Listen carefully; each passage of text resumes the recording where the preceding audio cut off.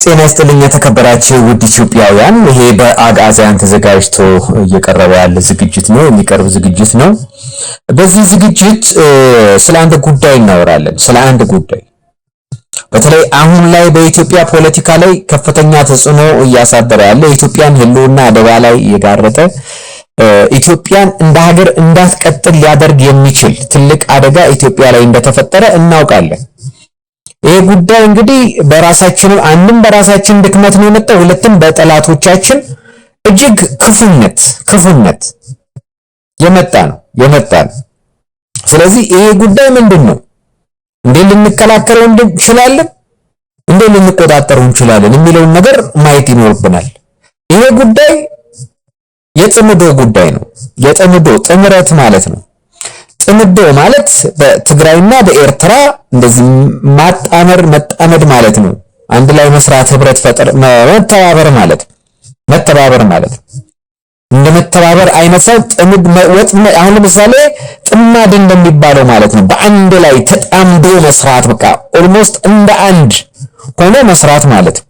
ስለዚህ ህወሓትና ሻዕቢያ ይህን ጉዳይ ተፈራርመዋል። እንግዲህ አስቡት፣ ህወሓትና ሻዕቢያ ከ30 ምናምን ዓመታት በፊት እነዚህ ኃይሎች አንድ ላይ ይሰሩ ነበር። ከ30 ምናምን ዓመታት በፊት ገና የታጣቂ በነበሩበት ሰዓት ላይ ህዝባዊ ወያኔ ሓርነትና ህዝባዊ ሓርነት ኤርትራ በሚባሉበት ሰዓት ላይ የደርግን መንግስት እንደዛ አድርገው ነው ያስወገዱት። ምንም ህወሓት የሻዕቢያ ልጅ ቢሆንም የበኩር ልጁ ቢሆንም ግን በጥምረት በመስራት ይሄ የደርግን ትግራይ ላይ ሲወጋ ያኛው ደግሞ ደርግን ኤርትራ ላይ በመውጋት ሁለቱም በመጨረሻ ላይ በማሸነፍ ደርግን በመጠል ያኛው ኤርትራን ገንጥሎ ሄደ። ይሄኛው ደግሞ ኢትዮጵያ መንግስት ሆነና 30 ዓመት ሙሉ መንግስት ሆኖ ኢትዮጵያን ሲያስተዳድር ኖረ። አያችሁ፣ ጥምረት ቀላል ነገር አይደለም። መንግስት ያፈርሳል። መንግስት ከፈረሰ በኋላ ደግሞ ጠላት እጅ ነው የምትገባው። ላለፉት 30 ዓመታት ኢትዮጵያ ምን ላይ ነበረች ነው ጥያቄው። በኢህአዴግ ዘመን እንደውም በኋላ ላይ ነው ትንሽ ወደ ኢትዮጵያዊነት የመጡት እንጂ መጀመሪያ ላይ ኦልሞስት የኢትዮጵያ ጠላት በቃ ኦልሞስት ኢትዮጵያን እንደ ጠላት ነበር የሚያዩት። ህገ መንግስቱን ሁሉ ሲያረቁ ኢትዮጵያን እንደ ጠላት በማሰብ በዘር ላይ በተመረኮዘ ያን ጊዜ ያዋቀሩት ህገ መንግስት ነው እስከዛሬ ድረስ የሚያባላል። ክልል ብለው ያዋቀሩት እኮ በዘር በብሔር ላይ የተመሰረተ ያን ጊዜ ነው። ኢትዮጵያን እንደ ጠላት ስላዩ ማለት ነው። ኤርትራ በነፃነት ይኖራል፣ ትግራይ ኢትዮጵያን ይቆጣጠራል። ኢትዮጵያን ሲቆጣጠር ደግሞ ኢትዮጵያን አከርካሪዋን መጥቶ ማለት ነው ጥቅሞቿን ደግሞ እያጣጣመ እየበላ ማለት ነው። አያችሁ፣ በጠላት እጅ ስትወድቅ እንደዛ ነው። ወደብ አያስፈልግህም ብሎ ኢትዮጵያ ወደብ አያስፈልጋትም ብሎ ወደቦቿን ግጥም አድርጎ ዘግቶ ለኤርትራ ሰጥቶ በተዘጋ ወደብ ነው የኖረው። ምክንያቱም ኢትዮጵያ መዳከም ስላለባት ከዛ በኋላ ሁሉንም ጠላት የሚባሉትን ኃይሎች በሙሉ ኢትዮጵያ ውስጥ ጋበዛቸው። ምዕራባውያንን ኢንተረስቶቻቸውን እንዲያስፈጽሙ ጋበዛቸው። ኢትዮጵያ ውስጥ ኤንጂኦ ብለው እንዲያቋቁሙና እንደልባቸው ሃይማኖት እንዲሰብኩ አደረገ። አየው፣ የብሔር ብሔረሰቦች ነፃነት አለና ደግሞ በተለይ ዋናዎቹን በኢትዮጵያ ውስጥ የሚጠሉትን ናሽናሊስት ናቸው ብለው የሚታሰቡትን አካላት እንዲያጠቁ አደረገ፣ እንዲዳከሙ አደረገ። እነዚህ ኃይሎች እንዲዳከሙ፣ ተስፋ እንዲቆርጡ፣ ጥቃት እያደረሰባቸው፣ እያሰራቸው፣ እያጎሳቆላቸው ኖረ። አደረያቸው እንዳይማሩ፣ ሌሎቹን አድቫንቴጅ እየሰጠ ማለት ነው። ይሄ ሁሉ ተደርጓል። ጠላት ሲሰለጥን እንደዛ ነው ልልህ ነው። ጠላት በሀገሩ ላይ ሲሰለጥን ይጫወትብሃል። እንግዲህ ኢህአዴግ ምን አደረገ ብዬ አልነግራችሁም። ህወሓት ምን ሲያደርግ ነበር ብዬ 30 ምናምን ዓመት ሙሉ አልነግራችሁም። ጽፋችኋል። 30 ዓመት ሙሉ ታግላችኋል፣ ጮኻችኋል፣ ታስራችኋል፣ ተሰዳችኋል። ታስራችሁ ምን እንደደረሰባችሁ ታውቃላችሁ። ብዙ መጽሐፍ ጽፋችኋል፣ ብዙ መጽሔቶች ጽፋችኋል፣ በሺህ የሚቆጠሩ ብዙ ዘፍናችኋል። ፎርዛት ማተር ብሶታችሁን ማለት ነው ለለውጥ፣ ለሌላ ሴራ፣ በሴራ እንደገና ለምትጠልፉት ማለት ነው። ስለዚህ እንዲህ አይነት ጥምረት ሲመጣ በዋዛ ማየት የለብህም፣ ፈዘ ማየት የለብህም፣ ባንክሮ ማየት አለብህ። እንዲህ አይነት ጥምረት ህልውናህ ነው፣ የሀገር ህልውና ነው፣ ትውልድ ህልውና። አየው ዛሬ ናሽናሊስት ናቸው የተባሉት ኢትዮጵያውያን እኮ ናሽናሊስት ናቸው አገራቸውን ይወዳሉ የሚባሉት ኢትዮጵያውያን የነሱ ልጆች ዛሬ ተጎሳቁለው ነው ያሉት ኢትዮጵያ ውስጥ አይደለም እንዴ? ተጎሳቁለው ደሃ ሆነው ለምን ናሽናሊስት ናቸው አገር ይወዳሉ በሚል ሲቀጡ ስለኖሩ አያችሁ፣ አገር በመውደዳቸው ሲቀጡ ስለኖሩ ዛሬ ደሃዎቹ እነሱ ናቸው፣ ያልተማሩት እነሱ ናቸው። አየው ሌላውን ግን እያስተማሩ ሌላውን እያሰለ ለዚህ ነው አሁንም 2010 ላይ በመጣው ለውጥ ሌሎች ቴክኦቨር ያደረጉት ማለት ነው። አየው ሌላ ሃይማኖት ሌላ ምናምን ሌላ ግሩፕ አየህ ከዛኛው ጠላት ወደ ሌላ ጠላት ነው ትራንስፈር ያደረጉት። ከዛ በኋላ ይሄ ደግሞ በአዲስ ኃይል ነው ጨምድዶ የያዘ። ግን ያንን ሁሉ ታግሰን ግድ የለም ከኋላም ተነስተን ቢሆን እንደርሳለን። ምክንያቱም የ1000 ዓመት አድቫንቴጅ አለን፣ ባህል አለን፣ ታሪክ አለን፣ ሃይማኖት አለን፣ ስርዓት አለን። እሺ ብለን ነበረ እንግዲህ የኖር ነው። እንደገና ደግሞ በተቃውሞ በኩል ራሳቸው ያመጡትን መንግስት የቀየሩትን መንግስት ደግሞ እንድንቃወም እኛን መስዋዕት አድርገው ደግሞ እኛን መግበው ደግሞ እነዚሁ አደገኛ ቡድኖች እኛን አስበልተው ስልጣን መያዝ ስለፈለጉ እኛን እንደገና ትግል ውስጥ ከተውናል ማለት ነው። ይሄ የአማራው ብሔር ምናምን እንደዚህ ክርስቲያኑ ምናምን የሚባለው በተለይ የአማራ አካባቢ ያለው ትግል በሙሉ ይሄ ነው። እሺ ኦኬ ይሁን አሁንም ይሁን ብላችሁ ሰዱት። ይሁን ብላችሁ ሰዱት። አሁን ምን ተፈጠረ ነው? ኢትዮጵያ ውስጥ የአማራ ኃይሎች እየታገሉ ነው በነፃነታችን ብለው ነው እንግዲህ ብዙ ነገር መብታችን ተረግጧል፣ ብዙ ነገር ተነፍገናል፣ ብዙ በደል ደርሶብናል ብለው ነው መጀመሪያ ላይ ትግል የጀመሩት። ከዛ በኋላ ደግሞ እነዚህ የ50ዎቹ የ60ዎቹ አራዶች ብልጦች ሾተላዎች ደግሞ ሄደው እንደ መሽገር ተለጠፉበትና የትግሉን አቅጣጫ አሳቱት። በተለይ ዲያስፖራ የአማራውን ትግል የኢትዮጵያ ትግል አደረጉት። የኢትዮጵያ ትግልማ ኢትዮጵያ ከዚህ በፊት ተጠቅሷል። ኢትዮጵያ ትግል አትፈልግም። በአሁኑ ሰዓት ላይ ኢትዮጵያ ትግል አያስፈልጋትም፣ መቃወም አያስፈልጋትም። ለምን? ኢትዮጵያ የሚል መንግስት አላት። የኢትዮጵያን ጥቅሞች የሚያስከብር መንግስት አላት። እንደ ኢህአዴጉ ዘመን አይደለም። ይሄኛው መንግስት የኢትዮጵያን ጥቅም ያስጠብቃል። ዛሬ ተጠላው ለምን? ቀይ ባህር ስላለ አይደለም እንዴ የተረባረቡበት? ቀይ ባህር አየህ፣ በዚህ በህንድ ውቅያኖስ በኩል በአሰብ በኩል እገባለሁ ስላለ እኮ ነው ሁሉ ርብርቦሽ የመጣው። ይህን ያዙት፣ ይህንን አቆዩትና ይሄ ጥምረት እንዴት ሊመጣ ቻለ ነው ጥያቄው። ይሄ ጥምረት ምንድን ነው? በመጀመሪያ ደረጃ ምንድን ነው? የትኞቹ ኃይሎች ናቸው የተጣመሩት? ይኸውላችሁ 2010 ለውጥ ሲመጣ ስልጣን የተቀማው ኃይል ህወሓት ነው። ጫካ ማን ነው? ወደ ክልሉ ሄደ። ኦሮሞ ስልጣን ያዘ። አማራ ስልጣን ተጋርቶ 4 ኪሎ ገባ። አያችሁ፣ ኤርትራም ደስተኛ ነበር ህወሓት ስለተወገደ። ለምን? ህወሓት ለረጅም ጊዜ ከምዕራባውያን ጋር አብሮ ይሰራ ስለነበረ ኢህአዴግ ማለት ነው። ኤርትራ ሽብርተኞችን ይረዳል በሚል ማዕቀብ እንዲጣልበት አድርጎታል ኤርትራ ላይ። ስለዚህ ኤርትራ በኢኮኖሚ እንዲላሽቅ አድርጎታል። ስለዚህ ሻዕቢያ ህወሓትን መበቀል ስለሚፈልግ አሁን ከለውጡ ጋር ከአማራና ከኦሮሞ ጋር በመሆን ህወሓት እንዲወድቅ፣ እንዲወርድ፣ እንዲባረር፣ ስልጣኑን እንዲቀማ አድርጓል። ይሄ ብቻ አይደለም። በኋላ ላይ ህወሓት በፈጠረው ከፌደራል መንግስት ጋር በፈጠረው ግጭት ደግሞ የኤርትራ ኃይሎች ተሳትፈው አከርካሪውን መተውታል። ህወሓትን በደንብ አድርገው አዳሽቀውታል። ግን ያ ጦርነት የተቋጨው በአግሪመንት ነበረ፣ በስምምነት ነበረ። ምናልባት በዛን ወቅት የኢትዮጵያ ላይ ስልጣን የተቆጣጠረው ኃይል ፌደራል መንግስቱ ኤርትራውያን ኢትዮጵያ ውስጥ ገብተው እንደልባቸው መሆናቸውን አልወደደው ሊሆን ይችላል። በትግራይ ህዝብ ላይ የፈጸሙትንም ነገር ያየ ይመስለናል። ዘረፋውን፣ ብቀላውን አይቷል። ስለዚህ ያ ነገር እንዲቆም ይፈልጋል። ግን ደካማ ስለነበረ ኤርትራን ማስቆም አይችልም ነበር። ሽግግር ማን ነው ገና አዲስ መንግስት ስለነበረ አያችሁ። ከዛ በኋላ ቶሎ ብሎ ወደ አግሪመንት ነው የመጣው። ያንን አግሪመንት ደግሞ ማን ጠላው? ሻዕቢያ ጠላው። ለምን ህወሓትን ሙልጭ አርጌ ሳላጠፋ ትግራይን ሳልበዘብዝ ተስማማላችሁ ስምምነት ታደርጋላችሁ ወደ ስምምነት ትመጣላችሁ ብሎ ሻዕቢያ አኮረፈ። ስለዚህ አሰብንም አልሰጥም አለ እንዳንጠቀምበት። ከዛ በፊት እኮ አሰብን ለኢትዮጵያ ይሰጣል የሚል እምነት ነበር፣ ሙሉ እምነት ነበር ኢሳያስ አፈወርቂ። ከዛ በኋላ የአሰቡን ጉዳይ ዘጋው፣ ከፌደራል መንግስቱም ጋር ተቃቃረ። የኤርትራና በኢትዮጵያ መካከል የተከፈተውን መንገድ ዘጋ። አያችሁ፣ ከዛ ጊዜ ጀምሮ ነው ይሄ ነገር የመጣው። የህወሓቱ ጦርነት በሰላም ከተቋጨ በኋላ ደግሞ ምንድነው የተከሰተው መሰላችሁ? አማራው ክልል ላይ ቶሎ ብሎ የአማራ ግጭት ተከሰተ። አማራ ፈነገጠ ወዲያው። እንዴት እንደሆነ እንግዲህ አናውቅም፣ እግዚአብሔር ይወቀው። ወዲያው አፈነገጠ። ፌደራል መንግስቱ ደግሞ ልዩ ኃይሉን በተነው አስቀድሞ። ምክንያቱም ልዩ ኃይሉ ነበረ ዲፌክትድ ሆኖ ፌደራል መንግስቱ ሊወጋ የነበረው ሊያመጽ የነበረው ልዩ ኃይሉ ነበር። ከማመጹ በፊት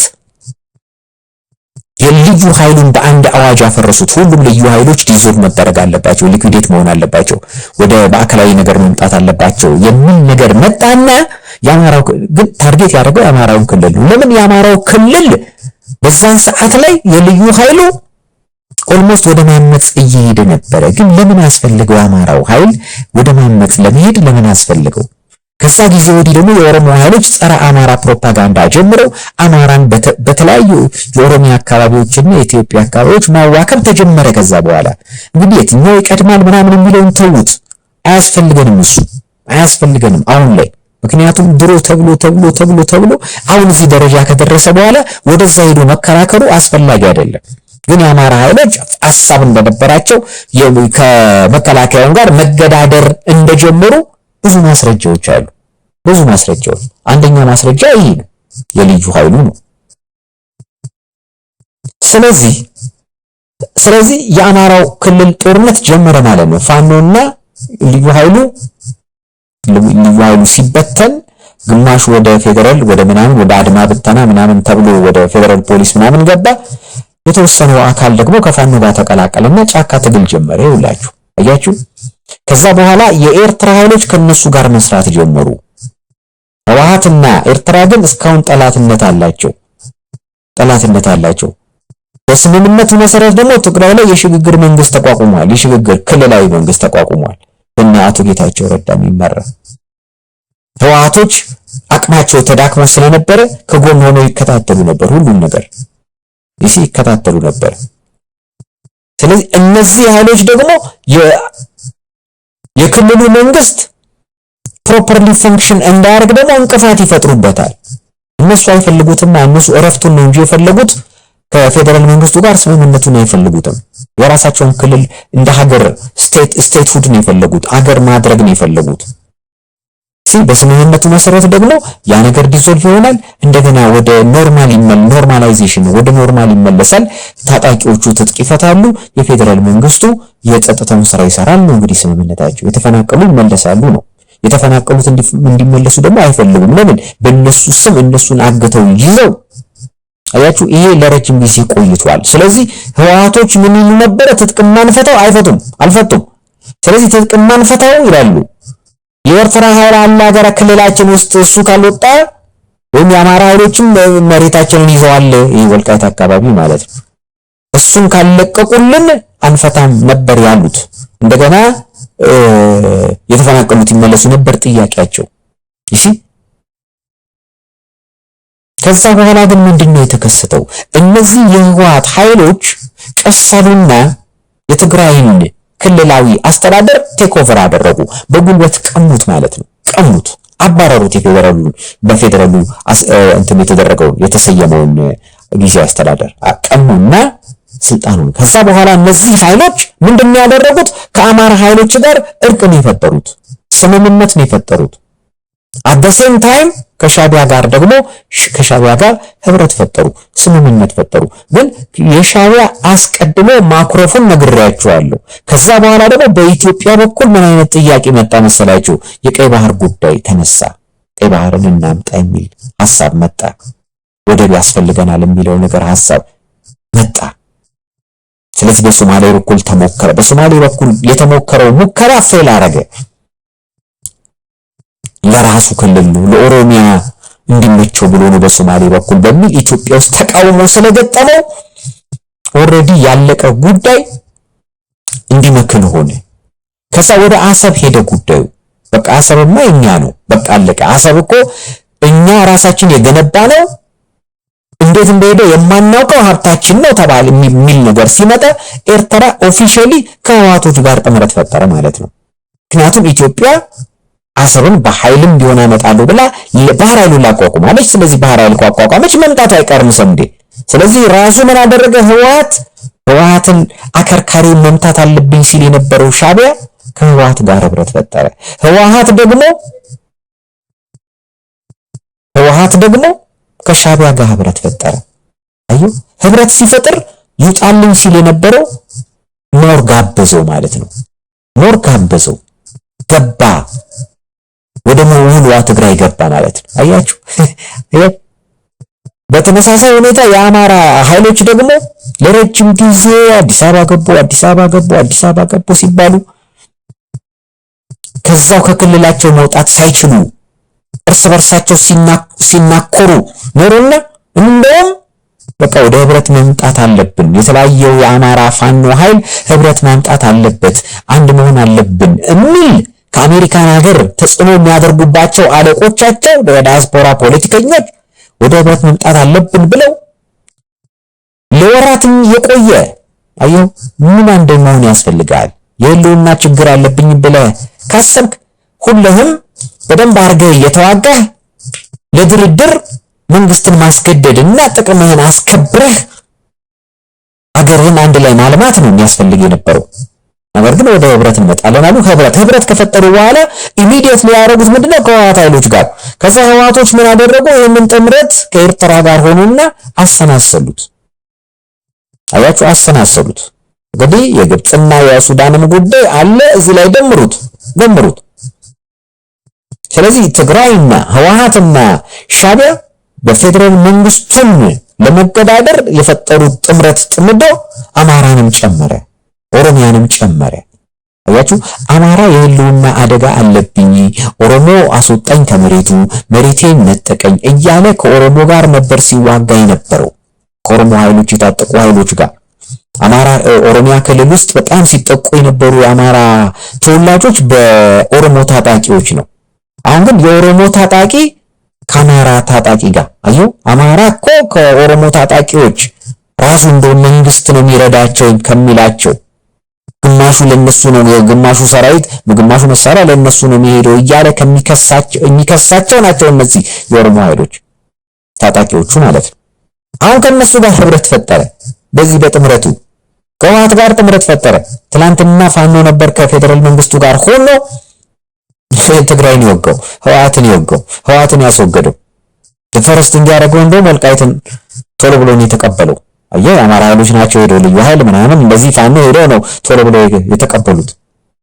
አሁን ደግሞ ወልቃይት የኔ ነው የሚለውን ነገር ጥያቄ ደግሞ አሁን የአማራ ፋኖ አወቀለት ለህወሓት ማለት ነው። አያችሁ፣ ጫካ የገባበት መጀመሪያ ለኛ አልተሰጠንም፣ መሬታችን ተወስዶብናል፣ ህጋዊ በሆነ መልኩ አልተመለሰልንም እያለ ነበር ሲዋጋ የነበረው።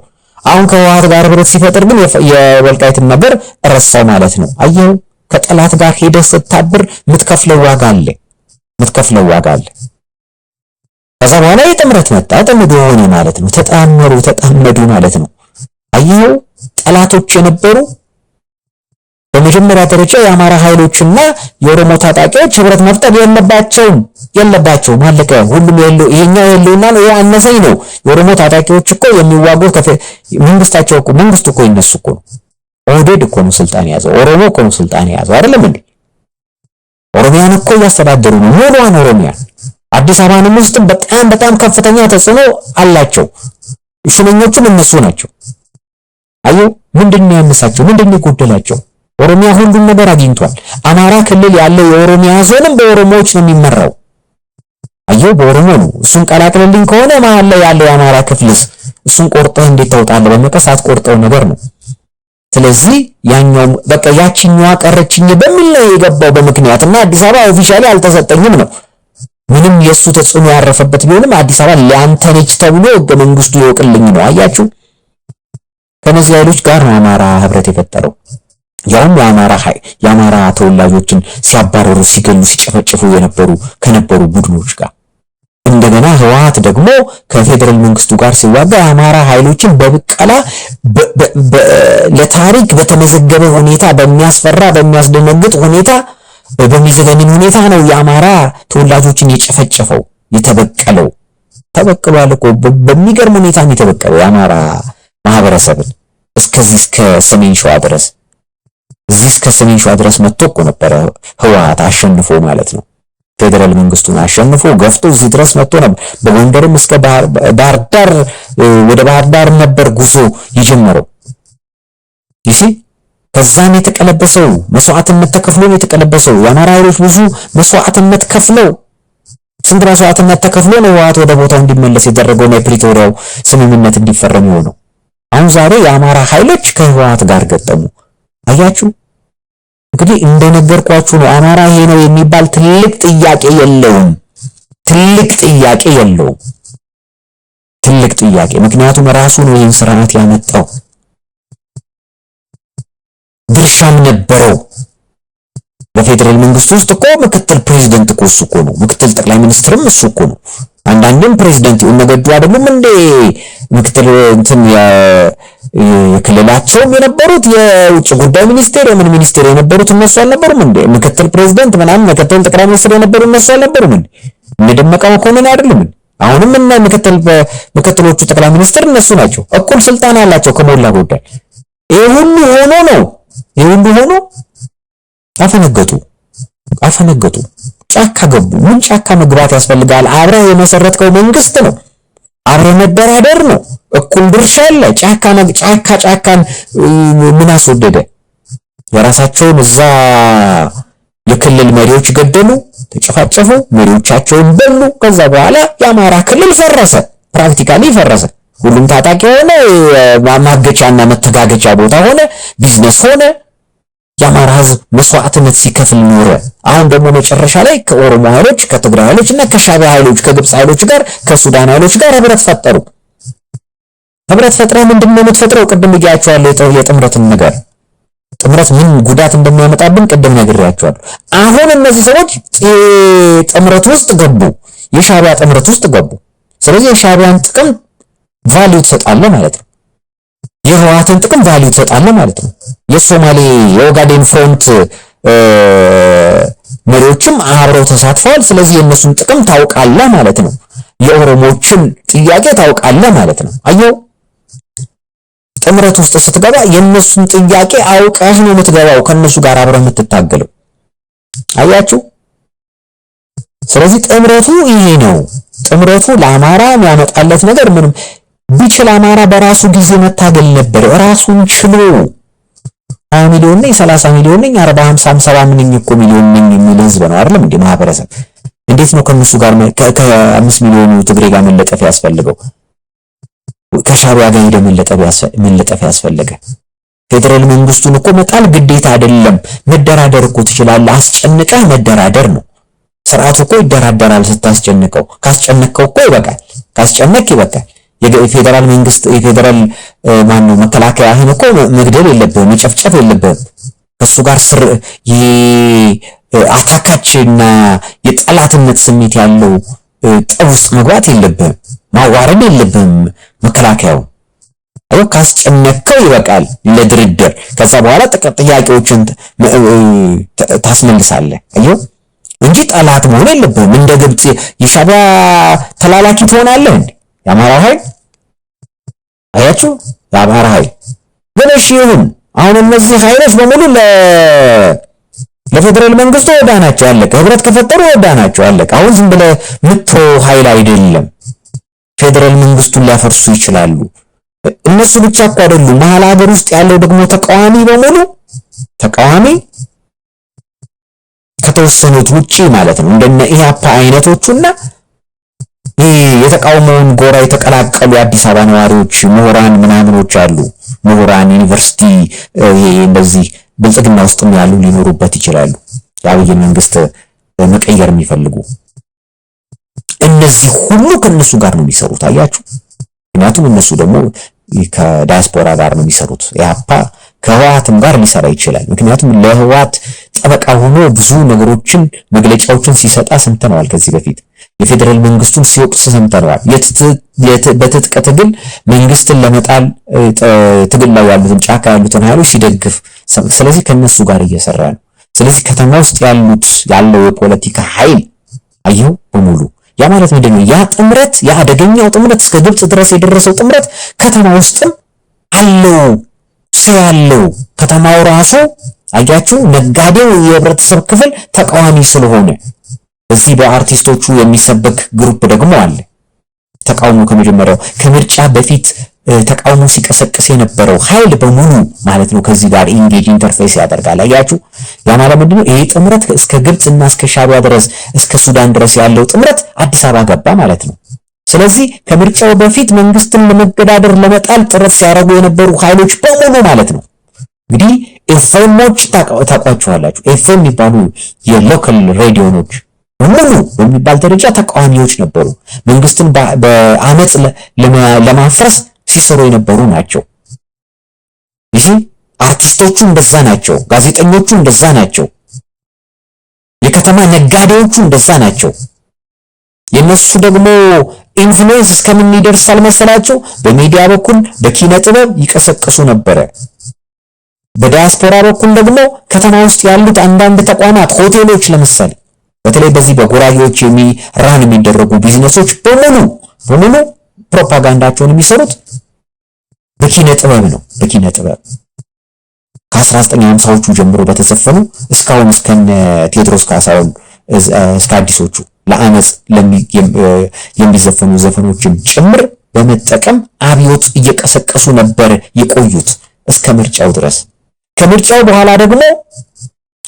በኋላ ትንሽ ግራ መጋባት ቢኖራቸውም ይሄ ጥምረት ከተፈጠረ በኋላና ዲያስፖራው ቀጥታ ጓሄድ ካላቸው በኋላ አሁን ደግሞ እነሱም ያንጎራ በመቀላቀል የጥምረቱ አካል ሆኑ ማለት አውቶማቲክ ማለት አውቶማቲክ አዩ። ስለዚህ ጥምዶ ወይንም ጭምድዶ አዲስ አበባ ገብቷል ማለት ነው። አዲስ አበባ ውስጥ አለ ብለህ መውሰድ ትችላለህ። አዲስ አበባ ውስጥ ያለው ኃይል ለጥምዶ ቀኝ እጅ ሆኖ ይሰራል ማለት ነው። ምክንያቱም ስርዓቱን በማፍረስ ይተባበራል ማለት ነው። አሁን እያየን ነው። ነጋዴዎች ውስጥ እያየን ነው። ሆቴሎች ውስጥ እያየን ነው። ሬስቶራንቶች ውስጥ፣ ግሮሰሪዎች ውስጥ እያየን ነው። አሁን ተጨመረ። በፊት የነበረው ለምሳሌ ኦሮሞዎቹ በኦሮሞ በኩል ነበር የሚቃወሙት። ትግሬ እንኳን አይቃወምም። አማራ በአማራ በኩል ነበር የሚቃወመው። አያችሁት? በተለይ በዚህ ምርጫውን ተገን አድርገው ለማፍረስ በሚሰሩበት ሰዓት ላይ የአማራ ኃይሎችን ነው በተለይ ከ50ዎቹ ከ60ዎቹ ጀምሮ ሲቀሰቀሱ የነበሩ የአማራ የኪነ ጥበብ ስራዎችን ነበር ሲጠቀሙ የነበረው ስርዓት ለማፍረስ። አሁን ግን ምን ሆኑ? ከምርጫው በኋላ ትንሽ መደናገር ትንሽ ከተደናገሩ በኋላ ይሄ ጥምረት ከመጣ በኋላ ከጥምረቱ ጋር አብሮ ኢንተርፌስ ሲያደርጉ አውቶማቲካሊ ወደ ምን ውስጥ ገቡ መሰላችሁ? የዚህን ቡድን ኢንተረስት ማስፈጸም፣ ፍላጎት ማስፈጸም። ስለዚህ አማራም የነበረው የኦሮምኛ የትግርኛ የኪነ ጥበብ ስራዎችን በተለይ እንደዚህ ኦፖዚሽን ምልክት የተቃውሞ የሚመስሉትን እንግዲህ እንዴት አድርገው ይረዱታል አላውቅም። ኦሮሞዎች የነበሩትም እንደዛው በፊት ቄሮ የነበሩት በሙሉ በኋላም ያው ቅድም ያልነገርኳችሁ ነገር አለ። ከኦሮሞ ኃይሎች ውስጥ ደግሞ ዳያስፖራዎቹ ጀዋር መሐመድም ከዚህ ከጥምረት ጋር መጥተዋል። ስለዚህ የኦሮሞ ማህበረሰብ ወደ ጥምረቱ የመሄድ ነገር ካሳየ በኋላ በተለይ ጀዋር ከሄዱ በኋላ የኦሮሞ ማህበረሰብ አብይን በመክዳት የተወሰነው ክፍል በመክዳት ወደ ጀዋር ቲልት በማድረግ ወደ ጥምረቱ በመሄድ አያችሁ ያንን ጥምረት መቀላቀሉን በምን አሳየን መሰላችሁ? ትላንትናና ከትላንት ወዲያ የኦሮሞ ቄሮ ሲጨፍርብን የነበረውና ሌሎችን ትሬት ሲያደርግ ኢንቲሚዴት ሲያደርግበት የነበረውን ዘመቻ ትቶ አሁን የነ ዳኛው አለ የነ ቴዎድሮስ ካሳሁን የነ ትግሬዎችን ምንድነው ተጋዳላይ ሆነ የሚከፍትልን? አየው ክፋት ጥምረቱን አየው እስከምን እንደደረሰ። ሻዕቢያ ገባ አውቶማቲክ፣ ህወሓት ገባ አውቶማቲክ። ትላንትና እኮ ህወሓትን እኮ ጠላት ነው ብለው እኮ እናጥፋው ብለው ገንዘብ እያዋጡ ስንት ነገር ያደረጉ ሰዎች ናቸው እነዚህ። ሄደው ዘምተው የቀጠቀጡት ናቸው እኮ ሄደው ተባብረው አውግዘው ሰልፍ ወጥተው ህወሓትን ያጠቁ ኃይሎች ናቸው። ዛሬ ከህወሓት ጋር አብረው ፌደራል መንግስቱን ባይዘው አንድ ነገር ልንገራችሁ። ብልጽግና መንግስት በብልጽግና ይመራ፣ በኢህአዴግ ይመራ፣ በምንም ይመራ፣ በጦጣ ይመራ፣ በዝንጀሮ ይመራ፣ በማንም ይመራ፣ ፌደራል መንግስት ነው። አለቀ። ፌደራል መንግስት ነው። በህጋዊ መንገድ ህዝቦች እየተማከሩ ይቀይሩታል። በምርጫም በተጽዕኖም በልመናም በምንም አለቀ። መከላከያው ደግሞ የኢትዮጵያ የሀገሪቱ የመጨረሻ ምሽግ ነው። አለቀ። መከላከያውን መንካት ኢትዮጵያን ማፍረስ ነው። ስለዚህ ኢትዮጵያን የሚያፈርሱ ኃይሎች መከላከያውን ነው አስቀድመው መምታት የሚፈልጉት። ያ ማለት ምንድነው? እነዚህ የተጣመሩ ኃይሎች የትጥቅ ትግላቸው በተለያየ አቅጣጫ ህወሓት ጦርነት ጀምሯል። ሻዕቢያ ታንክና ምናምን መካናይዝድ አስገብቷል ትግራይ ውስጥ። እነዚህ በአራቱም በአምስቱም አቅጣጫ የአማራ ኃይሎች ትግል ጀምረዋል። አያችሁ። ስለዚህ እነሱ ደግሞ ያደርጋሉ መከላከያውን ነው እያጠቁ ያሉት። መከላከያውን ነው ጠላት ያደረጉት። መከላከያውን ካፈረሱ መንግስትን ስለሚያፈርሱ ማለት ነው። አያችሁ። ስለዚህ መከላከያው በእነዚህ ሁሉ ኃይሎች ነው እየተጠቃ ያለው ማለት ነው።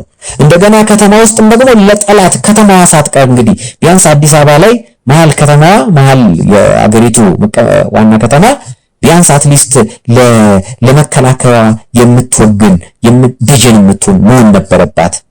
ግን ራሷ አዲስ አበባ የጥምረቱ ማዕከል ሆናለች።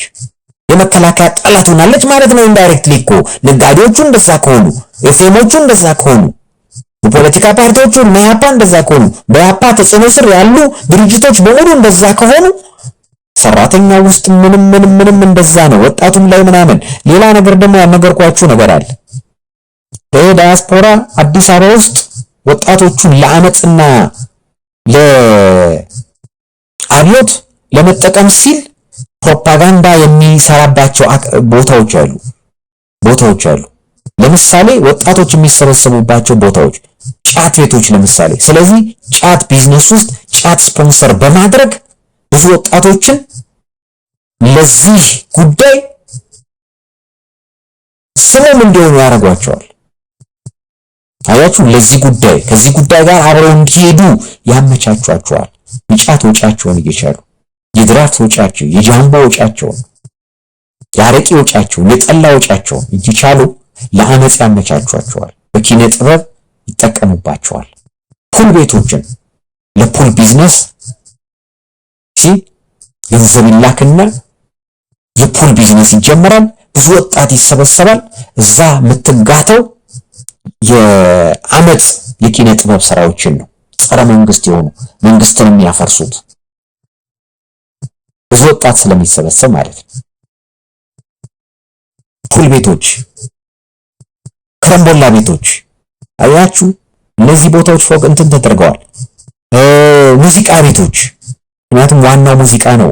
ከተማ ውስጥ ያለውን የህብረተሰብ ክፍል የምትቀሰቀሰው በሙዚቃ ስለሆነ፣ ስለዚህ ሙዚቃ ቤት መክፈት የሚፈልጉ ሰዎች ስፖንሰር ይደረጉና ዳያስፖራ ይሄን ይሰራል። አየህ፣ ከኢትዮጵያውያኑ የሚሰበሰበው ገንዘብ ለዚህ ነው የሚውለው። እዚህ ላይ ያመጡታል፣ ቢዝነስ ይከፈታል። ከዛ በኋላ ይሄ አንድም ቀስቀሳ ራሱ ይቀሰቀሳል። ከዚህ በፊት በደንብ አድርገን አብራርተነዋል። አንድም ይቀሰቀሳል ራሱ በሞንታርቦ፣ ሁለትም ደግሞ ጫንልን ሙዚቃ ጫንልን ሲሉት በነፃ ይጭንላቸዋል። እነዚህን ዘፈኖች እያጠረቃቀመ ያቢውት ሆቴሎቹ ምናምኖቹ። ስለዚህ እነዛ ደግሞ ሄደው ሆቴላቸው ውስጥ ይሄን ነው። ስለዚህ ይሄ መንግስት ይወቀው አይወቀው አናውቅም። መንግስት ይድረስበት አይድረስበት አናውቅም። ብልጽግና ይድረስበት አይድረስበት አናውቅም። ያው ብልጽግና ራሱ ደካማ ፓርቲ ስለሆነ እንደዚህ አይነት ጉዳዮችን የሚያስተውል አይመስለንም። ኢህአዴግ እንኳን በልጥ ነበር።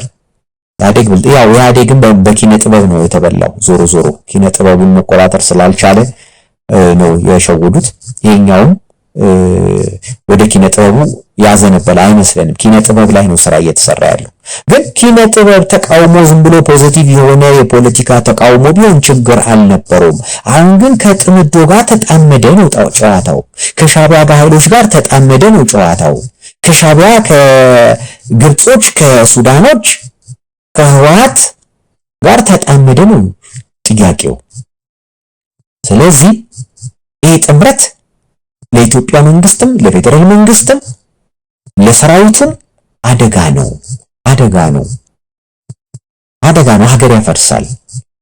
ሀገር ያፈርሳል። አያችሁ፣ ሀገር ያፈርሳል። ሀገር የሚፈርስ ከሆነ ምን እንደሚከሰት ቅድም ነግሬያችኋለሁ። ቅድም ሻቢያ መጥቶ ከሻቢያና ወያኔ ምን እንዳደረጉ ነግሬያችኋለሁ። ኢትዮጵያን ምን ያክል 100፣ 200፣ 300፣ 500 ዓመታት ወደ ኋላ እንደመለሷት ነግሬያችኋለሁ። ምን ያክል ሰፈር እንዳደረግን ነግሬያችኋለሁ። ምን ያህል ባህላችን፣ ታሪካችን፣ ትውፊታችን 1000 ዓመት ወደ ኋላ እንደተመለሰ ነግሬያችኋለሁ። እንዴት እንደላሸቀ፣ እንዴት እንደተደቆሰ ነግሬያችኋለሁ። እንዴት ህብረተሰባችን መሀይም እንዲሆን እንደተፈረደበት ነግሬያችኋለሁ። እሺ፣ በህወሓት ዘመን በኢህአዴጉ ዘመን ማለት ነው። ጽፋችሁታል በበቂ ሁኔታ ብያችሁ ነግሬያችኋለሁ። አሁን ደግሞ ይሄ ጥምረት ቢያሸንፍ ምንድነው የሚከሰተው? ይሄ ጥምረት ሲያሸነፈ ማንን ነው የምትጥለው? የኦሮሞ ነው የሚሄደው። ህብረት ላይ ነው። አማራ አብራችሁ ነው። ትግሬ አብራችሁ ነው። ማን ነው ታዲያ የምታፈርሱት? ማንን ነው ጠላታችሁ? ታዲያ ነው አብይ ብቻ ነው? ለአብይ ነው ሁሉ አደረጃጀት፣ የሁሉ ሰራዊት ከግብጽ ጀምሮ እስከምን ለአንድ ግለሰብ ነው? ከብልጽግናም ጋር እንደምትሰሩ ይታወቃል፣ ከተወሰኑ ኃይሎች ጋር። ስለዚህ ብልጽግናውም እናንተ መንግስት ብትቀይሩ ያው ምን ብልጽግና ውስጥ ያለው የሆነው ግማሽ ክፍል ከእናንተ ጋር አብሮ ይሰራል። ስለዚህ አሁን ምንድነው እናንተ አቺቭ የምታረጉት ተብሎ ሲጠየቅ ምንድነው የኤርትራን ጥያቄ ትመልሳላችሁ። ኢትዮጵያ ዳግም ቀይ ባህርን እንዳታስብ እነ ኤርትራ ኢትዮጵያ አከርካሪዋ እንዲመታ ያደርጋሉ። አየው፣ የነሱን ጥያቄ ለመመለስ ነው እናንተ የምትሰሩት። ይሄ ጥምረት ቢያሸንፍ የኤርትራን ጥያቄ ነው የሚመልሰው። የኤርትራ ጥያቄ ደግሞ ኢትዮጵያ ስለ ቀይ ባህር እንዳታስብ ማድረግ ስለሆነ አከርካሪዋ ይመታል። አታነሱትም፣ እርግጠኛ ነን አታነሱትም። ከዛ በኋላ ለሚቀጥሉት 20-30 ዓመታት አሸንፋችሁ እንኳን ብትመጡ። ህወሓት ደግሞ አሁን ይሄ ጥምረት አሸንፎ ብልጽግናን ቢጥለው አዲስ አበባ መምጣት ፍላጎት ያለው አይመስለኝም። አዲስ አበባ ቢመጣ ሊበቀል ነው እና አሻንጉሊቶቹን ሊቆጣጠር እና አሻንጉሊቶችን ሊያስቀምጥ ነው የሚመጣው። ከዛ ውጪ ትግራይን ኢንዲፔንደንት ነው፣ ፉሊ ኢንዲፔንደንት ነው የሚያረጋት። ፉሊ ኢንዲፔንደንት ኢትዮጵያን ሽባ አድርግና ትግራይን ያለማታል። ትግራይ ላይ ይቀመጥና ትግራይ ኦቶኖመስ የሆነች ኦልሞስት ኢንዲፔንደንት የሆነች ሶቨርን ስቴት እንድትሆን ነው ከዛ በኋላ የሚሰራው። አየው፣ ኦሮሞና አማራ ደግሞ በአዲስ አበባ ይጋጫል፣ በደራ ይጋጫል፣ በዚህ ሰሜን ሸዋ ላይ በወሎ በምናምን በከሚሴ በምናምን በብዙ ቦታዎች ላይ የግዛት ይገባኛል ጥያቄ ስላለ የእርስ በርስ ጦርነት ውስጥ ነው የምትገቡት። ከዛ እነሱ ስፖንሰር ያደርጓቸዋል። ከዛ ኢትዮጵያ ኢንድለስ ለሆነ ጦርነት ውስጥ ሲቪል ዋር ውስጥ ነው የምትገባው። ሶማሌ ደግሞ ከዚህ ሁሉ ውጪ ነው፣ ሩቅ ነው፣ ራሱን ይችላል። ምክንያቱም እሱም የጥምረቱ ኃይል ነው፣ ጥያቄ ያለው ይመለስለታል። የኦጋዴን ፍሮንት ነው። የኦጋዴን ፍሮንት ደግሞ ኦጋዴንን ኢንዲፔንደንት ማድረግ ነው። ነጻነት ግንባር እኮ ነው እሱ። ኦብነግ አይደል እንዴ? ኦሮሞ ብሔራዊ ነጻነት ግንባር ነው እኮ ኦብነግ። ኦሮሞ ብሔር ነው። ኦሮሞ ብሔራዊ ኦሮሞ ብሔር ነው ኦብነግ። ኦጋዴን ናሽናል ፒፕልስ ነው ኦብነግ ነው። ኦብነግ የኦሮሞ ማን ነው? ኦጋዴን ነጻነት ግንባር ነው።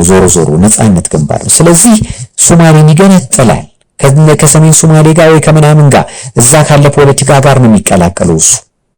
የመከላከያውን ስታፈርሱ ደግሞ እነ ጋምቤላ እነ ምናምን በሙሉ በራሳቸው ኃይል ነው እነሱ ወደ ደቡብ ሱዳን የመሄድ ፖሲቢሊቲ ያላቸው።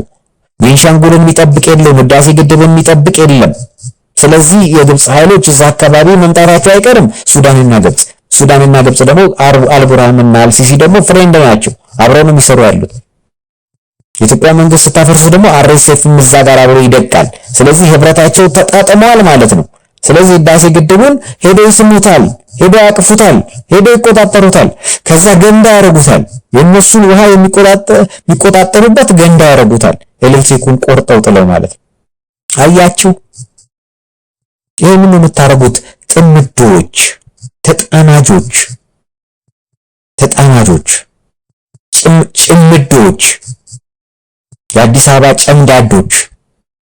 አያችሁ፣ የአዲስ አበባ አርቲስቶች፣ የአዲስ አበባ ፖለቲከኞች፣ እነ ኢህአፓ ነጋዴዎች፣ እነ ግሮሰሪ፣ እነ ሆቴል እንተዋወቃለን። እነ ሆቴል፣ እነ ግሮሰሪ፣ እነ ነጋዴ፣ እነ ቡቲክ እንተዋወቃለን። አያችሁ፣ እነ ኤፍኤሞች አዲስ አበባ ውስጥ ያላችሁ ይህንን ነው የምትሰሩት። ለዚህ ነው የተባበራችሁት። በተለይ የዳያስፖራ አክቲቪስቶች ጥምረት። ትላንትና አማራ እንዲሆነ አማራ ተቀጠቀጠ፣ አማራን ኦሮሞ ጨረሰው፣ ኦሮሞ እንደዚህ ያደረገው፣ ኦሮሞ እንደዚህ ነው፣ ኦሮሞ ጠላት ነው፣ ኦሮሞ ፈላሻ እንትን ነው፣ ኦሮሞ መንግስቱን እንደዚህ ጨፈጨፈን፣ ኦሮሞ እንደዚህ ያደረገን ሲሉ የነበረው ዛሬ ያ ሁሉ ተረስቶ ኦሮሞ ፍቅር፣ ኦሮሞ ደማችን፣ ኦሮሞ ምናምን ሆኗል። ህወሓት እንዲህ ሲያደርገን ነበር ሲባል የነበረው በሙሉ እንዴት ነው? ነውር የለም እንዴ? ነውረኞች ናቸው እኮ ነውረኞች። ሼም የለም እንዴ? ሼም ማፈር እኮ አለባችሁ፣ ማፈር። ትላንት እንደዛ ስትሉ የነበራችሁ ሰዎች ዛሬ ስለ ጥምረቱ ስታወሩ እኮ ምንም መጥፎ ነገር ያላወራችሁ ነው የምትመስሉት። ትላንት የትግራይ ክልል መጥፋት አለበት፣ ትግሮች እንደዚህ ናቸው ብላችሁ ስትናገሩ የነበራችሁ ኃይሎች ናችሁ እኮ ዛሬ ትግራይና አማራ ወንድማማች ገለመሌ ምናምን የምትሉት በጣም አስቂኞች ናቸው እኮ የዳያስፖራ ፖለቲከኞች፣ የዳያስፖራ አክቲቪስቶች፣ ሊቃን፣ የሶሻል ሚዲያ ሊቃን፣ ዶክተሮቹ፣ ፕሮፌሰሮቹ በአማራ ክልልን ጉዳይ የአማራን ማህበረሰብ እጣ ፈንታ እንወስናለን፣ በሱ ዙሪያ ተሰባስበናል፣ ገለመሌ ምናምን ኢንተሌክቹዋልስ ምናምን የምትባሉ ሁሉ ይህን ማሰብ አቅቷችሁ ነው? ይህ ጥምረት ምን ማለት እንደሆነ ሳታውቁት ቀርታችሁ ነው ወይስ ኢትዮጵያ ትፍረስ ከአብይ ከሚቀመጥ? አሁን ጠላታቸው አብይ ነው፣ ዶክተር አብይ ነው፣ ራሳቸው ያመጡት መሲህ ነው፣ ክርስቶስ ነው፣ ሙሴ ነው፣ ነፃ ያወጣናል፣ ዲቫይን ኢንተርቬንሽን ነው፣ የእግዚአብሔር እጅ ነው እሱን ያመጣው ብለው የተናገሩ ሰዎች ናቸው። ዛሬ አማራ ሊጠፋ ነው፣ ኢትዮጵያ ትፍረስ፣ እሱ ሊጠፋ ይሻላል፣ እሱ ከሚገዛ እሱ ወድቆ ኢትዮጵያ ብትፈርስ ይሻላል ለምን ነገር ውስጥ የገባችሁት? ዞሮ ከዚህ ቀደምም በሰፊው ተጠቅሷል፣ በሚገባ ተጠቅሷል። ከእንግዲህ አሁን መንግስት ካፈረሳችሁ ሁሉም ራሱን ነው የሚችለው። ሁሉም ራሱን ነው። ማንንም መጥቶ ተጽዕኖ ሊያደርግበት አይችልም። አማራም እዛው ክልል ላይ የራስህ ህዝቦች ላይ ብቻ ተጽዕኖን ማሳረፍ ትችላለህ። ትግሬ ላይ፣ ኦሮሞ ላይ፣ ሶማሌ ላይ ማንም ላይ ሊጫን አይችልም። ከዚህ በኋላ ይህን መንግስት ካፈረሳችሁ፣ ስርዓቱን ካፈረሳችሁ፣ መከላከያችንን ካፈረሳችሁ ሶማሌ ክልል ይገነጠላል፣ ይሄዳል። ቻው፣ ተሰናበቱት። ኦሮሚያ ይሄዳል። ምን ይዞ ይሄዳል? ራሱን ጠይቁት። ምን ይዞ እንደሚሄድ እሱ ነው የሚያውቀው። አማራም ታግለሃል፣ ይህን ሁሉ መስዋዕትነት ከፍለሃል። ሌሎች ላይ ግን ተጽዕኖ ልታሳድር አትችልም። ስለዚህ ራስህን ቻል፣ ራስህን አስተዳድር፣ የራስህን ችግር ራስህ ፍታ። ማንም ላይ ግን ተጽዕኖህን ልታሳርፍ አትችልም። ይሄ መታወቅ አለበት፣ በሁሉም ዘንድ መታወቅ አለበት። ትግሬ እንደዛው። ኦሮሞ ትግሬን መምራት የለበትም፣ አማራ ትግሬን መምራት የለበትም፣ ትግሬ አማራን መምራት የለበትም። ሁሉም እንደዛው ራሳቸውን ችለው ነው። ከዛ በኋላ ህብረት ፈጥረው አንድነት ወደ ፌዴሬሽን እንምጣ ካሉ ራሳቸው ጉዳይ። አለበለዚያ ግን ሪፐብሊክ፣ እነዚህ ቦታዎች ሪፐብሊክ ሆኖ ነው መኖር ያለባቸው። አለቀ። እንደ አውሮፓ ፈረንሳይኛ ተናጋሩ አንድ ላይ ነው፣ ፈረንሳዮች እንግሊዝኛ ተናጋሩ አንድ ላይ ነው፣ ጣሊያንኛ፣ ፖርቹጊዝ ምናምን፣ ጀርመን እንደዚህ አለቀ። ስለዚህ ኢትዮጵያ የሚባለው ሀገር ከዚህ በኋላ የካንሰር ታማሚ ሆኖ መኖር የለበትም። ሁልጊዜ እየደማ እያለቀሰ እያከከ እየተሰቃየ እየተሰደደ እየታሰረ እየሞተ ማንም አምባገነን ላዩ ላይ እየተጫነ ሊያሰቃየው አይገባም። ስለዚህ ሁሌም ራስን ታስተዳድራለህ። በህብረት የምትሰራው ስራ ካለ በህብረት ትሰራለህ፣ ከተስማማ ከተግባባ። አሁን ቀጣይ ስራ ምንድነው? ማን የትኛውን መሬት ይዞ ይሄዳል የሚለው እሱ ላይ አስቡበት። ሁላችሁ እሱ ላይ አስቡበት። እሱ ላይ ለመስማማት ሞክሩ። አለዛ ዝንተ ዓለም ስትዋጉ ነው የምትኖሩት። አሁን ማሰብ ያለባችሁ እሱ ላይ ነው። አሁን ጥምረት ፈጥሬያለሁ ፌደራል መንግስት አፈርሳለሁ ካልክ ከዚህ በኋላ ማሰብ ያለብህ ስለ በኋላው አገር ነው። ቴሪቶሪ ስለምታስተዳድረው ስለምትኖርበት የራስን ማህበረሰብ ሰብስበህ ስለምትይዝበት ማንም ህዝብ ሌላው ማህበረሰብ ውስጥ ሄዶ መኖር የለበት። ኦሮሞ ጋር ይኖራል፣ አማራ ጋር ይመለሳል። የትም ቦታ ያለ አማራ ወደ አማራ ክልል ይመጣል። የትም ቦታ ያለ ኦሮሞ ወደ ኦሮሚያ ይመለሳል። አለቀ። ክልል ላይ ሁሉም ክልል ራስህን መቻል አለብህ። ከዚህ በኋላ ገለገለኝ ገደለው አረሲ ተቀምጣ አይደል እንደገደለኝ የምትለው አረሲ ኦሮሚያ ልም ውስጥ ቁጭ ብለህ ሁሌ ተጨፈጨፍኩ ገደሉኝ ትላለህ። አረሲ ውስጥ ባትኖር እና ወደ ጎጃም ብትኖር ወይ ጎንደር ብትኖር ወይ ሸዋ ብትኖር ብትመጣ ማን ያገኛል? አያችሁ። ከዛ አርሲን ሰው ሞተ ምናምን እየተባባለ ነው እንግዲህ ስንዋጋ ስንጋደል ስንጠላላ ምናምን የምንኖረው። እዚህ ቦታ ሰው ሞተ ገደሉብን እንደዚህ ከሌለስ ማንን ይገላል? ማንንም አይገል የለማ። አየህ። ስለዚህ ሁሉም ተከባብሮ መኖር የሚችለው ያኔ ነው። ተከባብሮ መኖር የሚችለው ምናልባት አገር የምታፈርሱ ከሆነ የምክክር ኮሚሽን የሚባለው የሚሰራው ባይዘው የምክክር ኮሚሽኑም ምናልባት አሁን ጥሩ አዝማሚያ ላይ አይደለም። ጥሩ አዝማሚያ ላይ አይመስልም። ጥሩ አዝማሚያ አይደለም። አንደኛ የፌደራል መንግስት ውስጥ ያሉ አንዳንድ ብሔር ተኮር ብሔርተኞች ተጽዕኖ እያደረጉበት ነው። ሁለተኛ ችግር የሚያባብስ ሁኔታ ነው ይዞ እየመጣ ያለው እንጂ ችግር እየፈታ አይደለም። የሀገሪቱን ችግር ስር ነቀል በሆነ ሁኔታ ከስክራች ተነስቶ ተወያይቶ ያስተካክላል የሚል እምነት ነበረም፣ ግን አይደለም። ህገ መንግስቱ ላይ መቀየር ያለባቸው ጉዳዮች ላይ ብቻ ነው ትኩረት የተሰጠው። ፖለቲካሊ ድሪቭን እየሆነ ነው። ህገ መንግስት ላይ ያነጣጠረ ነው። ራሳቸው የፖለቲካ ድርጅቶች ሲጠይቁ የነበረውን በህዝብ በኩል ትንሽ ሞዲፋይ አድርጎ ህገ መንግስቱን ለማስተካከል ፐርፐዝ ነው እየሰራ ያለው። ሲጠየቁ የነበሩትን እዛች መልሶ ህገ መንግስቱን ትንሽ ቀየር አድርጎ ራሱን ገለባብጦ ለማምጣት የሚደረግ ጥረት ይመስላል። ስለዚህ በሱ በኩል ያለው ተስፋ ትንሽ እየተቀዛቀዘ ስለሆነ አሁን ቀጣዩ ነገር ምንድነው የሚጠበቀው? የነዚህ የጥምረቱ ጉዳይ ጥምረቱ አሸንፎ ይመጣል ወይስ ፌደራል መንግስቱ እነሱን ይደመስሳል? እነሱን መደምሰስ እንደማይችል ይታወቃል። ምክንያቱም እነሱ በጣም አሁን ገዝፈዋል እስከ ግብጽ ድረስ ሰፖርት ስላላቸው። ስለዚህ ማሸነፍ አይችልም። ወይ የተራዘመ ነገር ውስጥ ይገባል ወይ እነሱ ያሸንፋሉ። ፌደራል መንግስቱን ሊያፈርሱ ይችላሉ። ሰምዴ ተሳክቶላቸው በአብዮትም በምንም በተጽዕኖ በምንም እንደገና መፈንቅለ መንግስትም ምንም ብዙ ነገሮችን ሊያረጉ ይችላሉ። ስለዚህ እነሱ የሚሳካላቸው ከሆነ አገር የመፍረስ ፖሲቢሊቲ ስላለው ቅድም ወዳልኳችሁ ነገር እንሄዳለን ማለት ነው። ስለዚህ ሁላችሁም ሬዲ መሆን ያለባችሁ ምንድነው በቀጣይ የት ነው where do I belong ብሎ እያንዳንዱ ግለሰብ ማሰብ አለበት። የአዲስ አበባ ጉዳይ የአሸናፊዎች ትሆናለች። አማራ ካሸነፈ አማራ ይሆናል፣ ኦሮሞ ካሸነፈ ኦሮሞ ይሆናል። አለቀ። ግን አዲስ አበባ ራሷ በኦሮሚያ የተከበበች ከመሆኑ አንፃር ለኦሮሞ ነው የምትቀርበው። አማራ እዚህ ድረስ መጥቶ ያስከበራል ማለት አይቻልም። ኦሮሞ እስከ ወሎ ድረስ ግዛት አለኝ እያለ እንዴት ነው ይሄኛውን አሳልፎ የሚሰጠልህ?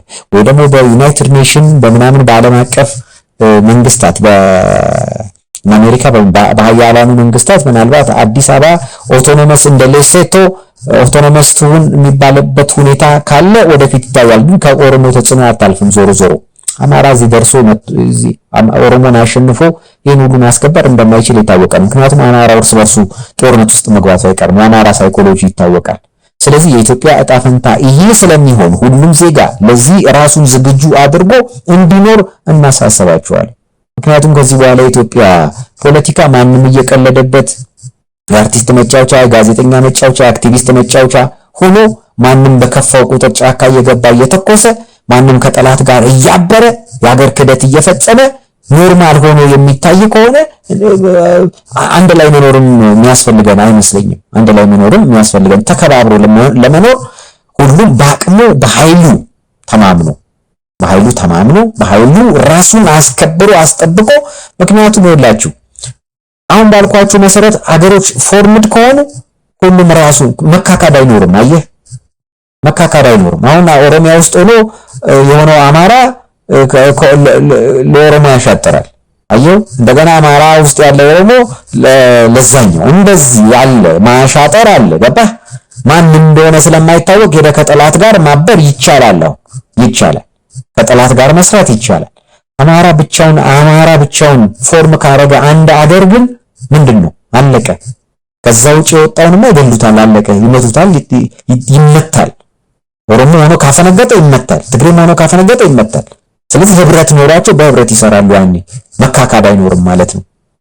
ሁሉም ለራሱ ያስባል ማለት ነው ያኔ።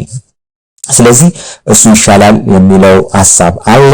ለዚህ ዜጎች እንዲዘጋጁ የህሊና ዝግጅት እንዲያደርጉ የኢትዮጵያ ጉዳይ ፌል ያደረገ ስለሆነ ኢትዮጵያ ኢዝ ኤ ፌልድ ፕሮጀክት ብለናል ከዚህ በፊት። ፌል ያደረገ ጉዳይ ስለሆነ ራሱን ያዘጋጅ፣ ለዚህ ጉዳይ ራሱን ያዘጋጅ። ዜጋው ራሱን በዚህ ያዘጋጅ።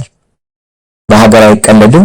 ከተቀለደ ደግሞ እንደዚህ ነው መሆን ያለበት። ሁሉም ራሱን ችሎ ራሱን ሲያስተዳድር ያን ጊዜ ልኩን ያውቃል። ሁሉም ልኩን አውቆ መኖር ይችላል ብለን እናስባለን። በአጋዚያን ተዘጋጀ። ታንኪዩ ቻው።